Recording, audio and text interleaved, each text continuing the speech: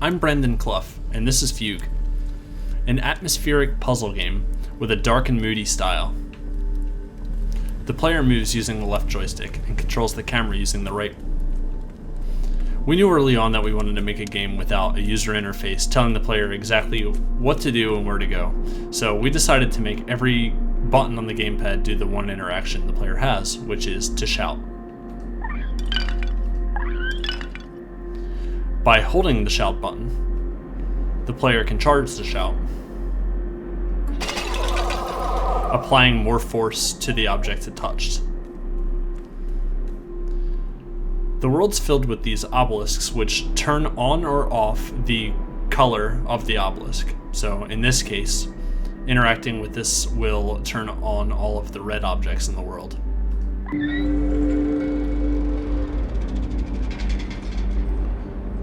So when the red layer is turned on, all the red objects appear, and when it's turned off, they disappear.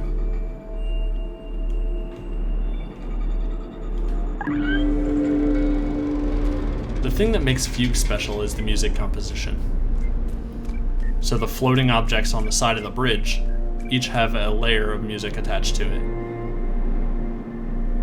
which you can hear depending on where you are and how your camera's oriented.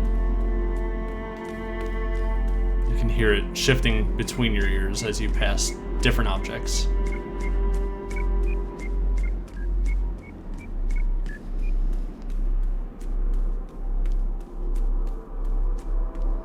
The blue layer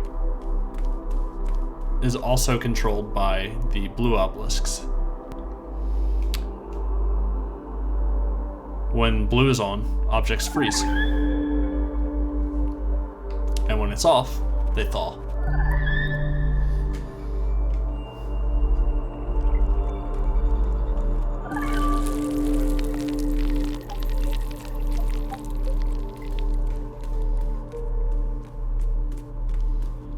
The music in the blue layer has a different feeling than the red layer.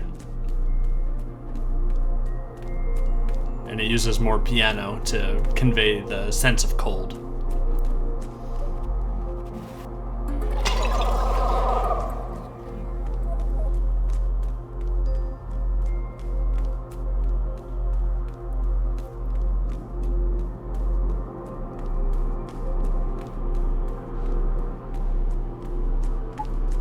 As the player makes progress, they're getting closer and closer to this bright white light in the sky, which stands out in the dark and gray environment.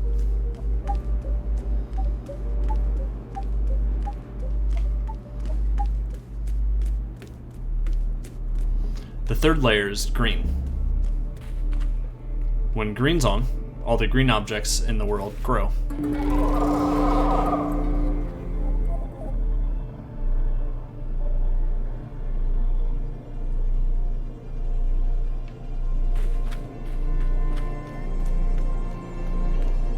And when green's off, they shrink.